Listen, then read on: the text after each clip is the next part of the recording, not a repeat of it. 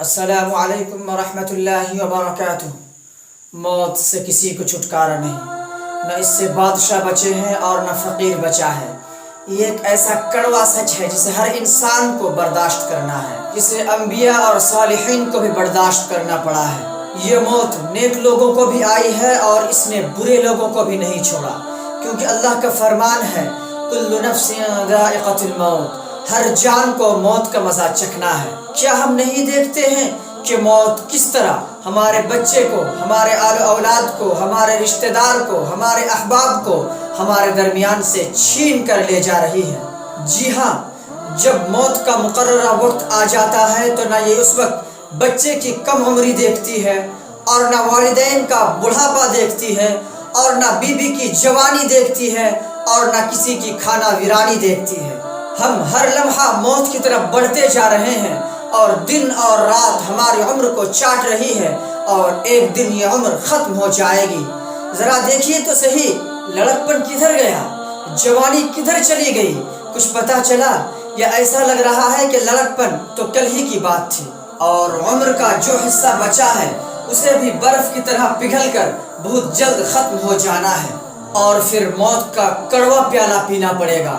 اور موت اتنی سخت ہوگی جیسے کسی زندہ بکری کی کھال کھینچی جا رہی ہو، یا کسی زندہ پرندے کو آگ پر بھونا جا رہا ہو۔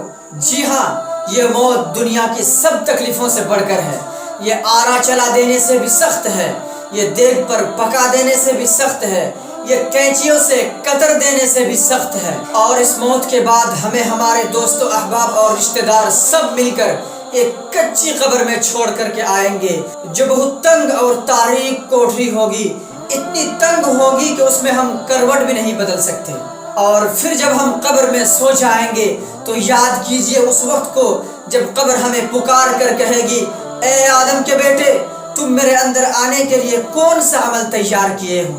تم جب میرے اوپر چلتے تھے تو بہت اترا کر چلتے تھے، اکڑ کر چلتے تھے۔ اے بھائی، قبر جہنم کی گڑھوں میں سے ایک گڑھا ہے، یا جنت کی کیاریوں میں سے ایک کیاری ہے۔ جو جیسا عمل لے کر آئے گا قبر اس کے ساتھ ویسا ہی سلوک کرے گی۔ جو لوگ اللہ کو راضی کرنے کی فکر میں رہتے ہیں، قبر ان کے لیے جنت کی کیاریوں میں سے ایک کیاری ہے۔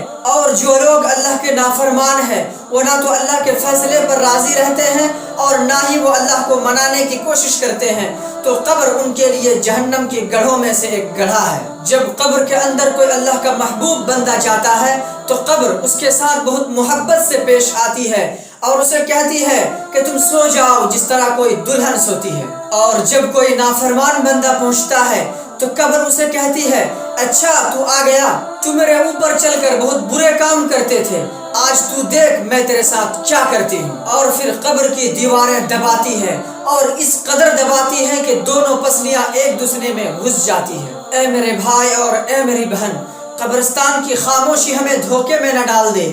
اس میں بہت سے پریشان اور غمگین لوگ سو رہے ہیں۔ وہ قبرستان ہمیں روزانہ 5 مرتبہ پکار کر کہتا ہے، لیکن ہم اس کی آواز کو نہیں سنتے، ہم اس کی آواز پر دھیان نہیں دیتے۔